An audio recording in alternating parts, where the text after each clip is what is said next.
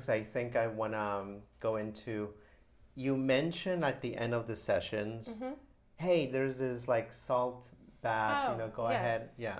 At the end of every session, I give my clients an Epsom salt bath mixture. Just think Epsom salts are actually crystals. It's salt is crystal. Salt comes from the sea. Salt is also from the earth. It's just continuing the bathing process. You have to flush your body inside and outside, just like a sound bath is bathing you energetically. There you gotta wash everything off. Right. And you gotta drink, tons of water to flush everything out. So when you go to sleep that night, your body will start healing itself. And then you gotta wash everything outside energetically, and that's what the Epsom salt is for, to help, if you could take a bath, even better with the salts. But I also put therapeutic grade essential oils in the salt mixture to help relax the mind, help continue. Some people continue their session at home when they take their bath with the Epsom salts, just remembering the sounds that they hear and continue releasing what doesn't serve them, especially mental things, emotionally, physically, sometimes. That's so really I cool. always have to give Epsom salt just because you send them It's important, on right? their way. So make sure they're energetically cleansed after a session, because you want to make sure that they're safe and right. You don't want the bad negative energy to go back. So it's exactly, important. and I think that's an important concept energetically in general. Whenever you cleanse, meaning that you're removing and you're shifting, you're also creating space. So that space, like you said, sometimes can attract energies that are not so favorable for the body, and it's important to continue the cleansing and not make it's almost kind of like sealing you in, so that more energy attacks you from the outside. Because when you leave here after session, you're wide open, everything's wide open and cleansed. And here's an important factor when it comes to all energetic work or shamanic work or any type of experience, is the integration after the session.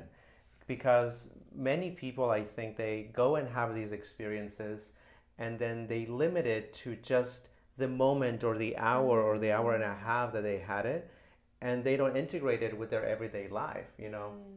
I think it's the integration of intention of what it is that you're going through in your life to then connect it back to what this really means to you, right? In my case, for example, it was the concept of cleansing myself, cleansing my body, my heart, and cleansing my spirit to attract the love of my life.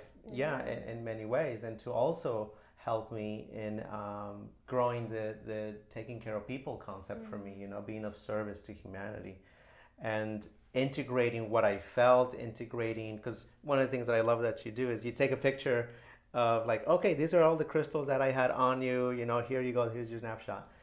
And kind of, if they want to know what I used on them, when they go home, and especially if you have crystals at home, you can always follow up at home and follow the same body layout, which I did during the session, or whichever crystals connected most during the session. If you have them at home, then I will show you how to continue the healing process at home. You want to continue the healing process when you get home. Like you said, it's a lifestyle now. You're kind of responsible for your own healing in the end, because you get out of it what you put into it. Right.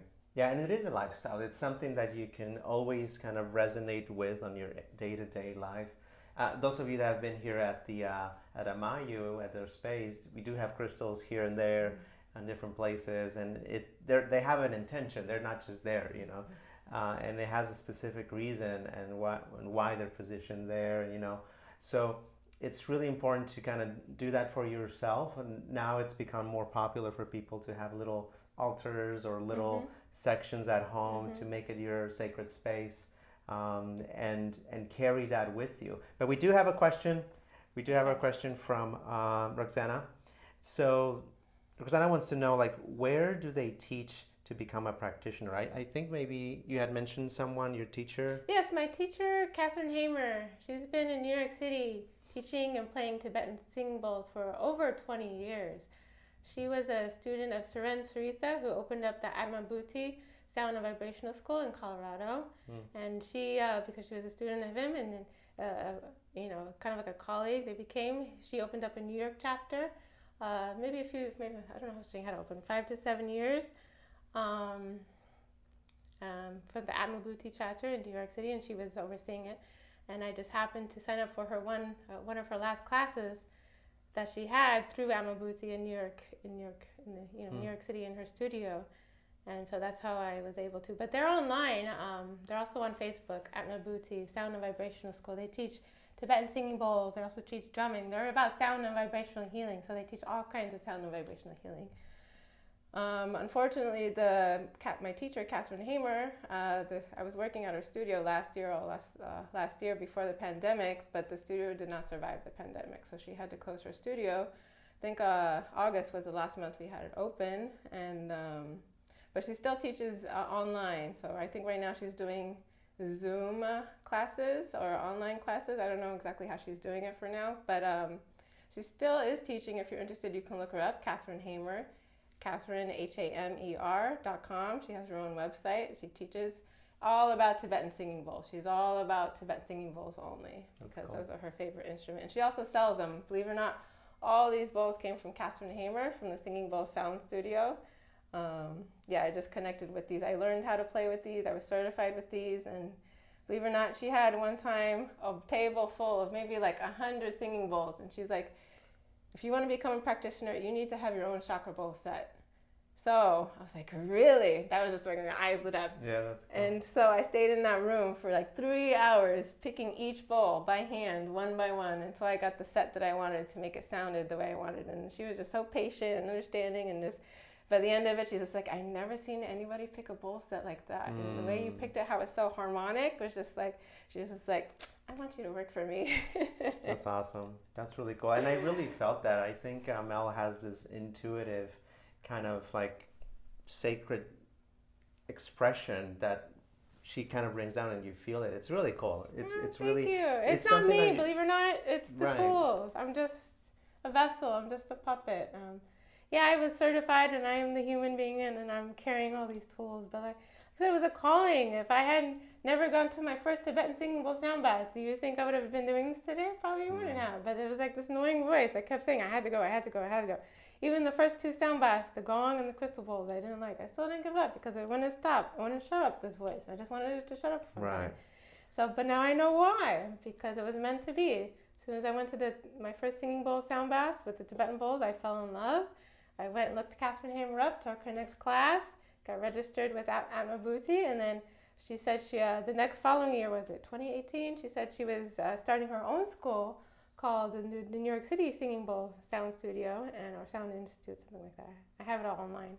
But and she was doing advanced protocols, which she learned on her own for the past 20 years of her practicing. And I was like, hell yeah, sign me up. Yeah. I want to learn those.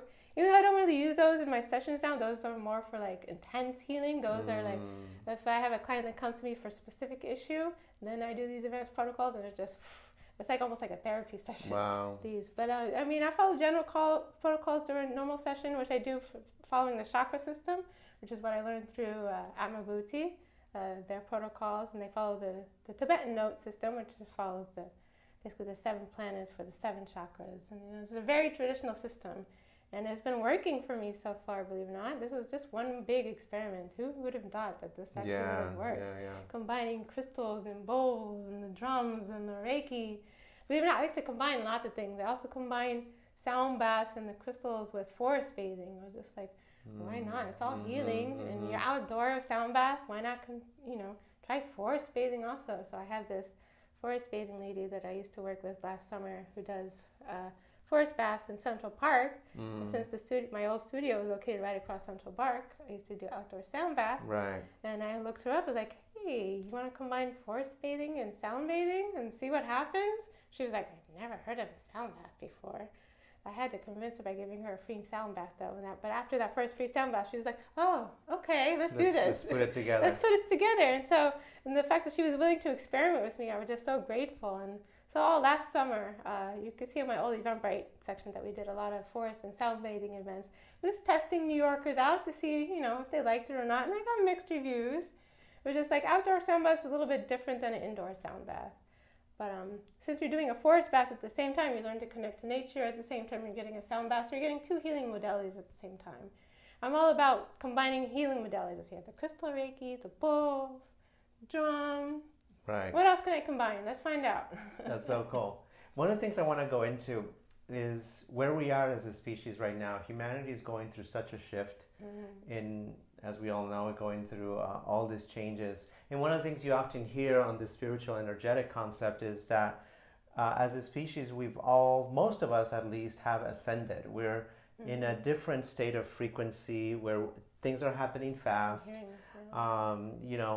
We're almost upgraded, right, in a sense. And I think it's important to first recognize that that's just happening, and it comes along with everything that's been happening, what we're terming it chaos right now. But I think it's part of the ascension process that we've all need to go through. So I'm mentioning this because an essential part of that ascension is making sure that the balance of your chakra systems and your frequency and your tone is in line.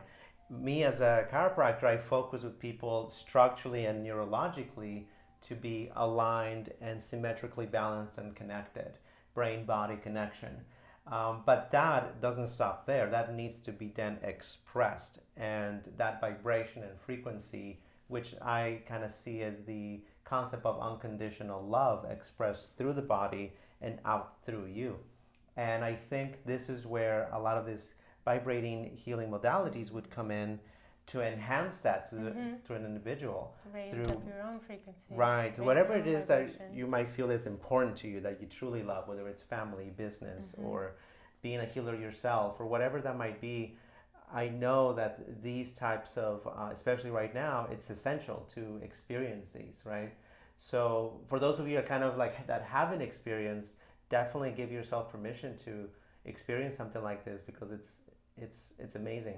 So one of the things that we'll be offering, right, is that obviously the sessions here. Yes. I do have a link for those of you who are on Zoom, I do have a link on the comments section where it's a appointee, which is a booking. So you can go in there. It's booking.appointee.com/AMAYU Institute. So you can go in there and select the session.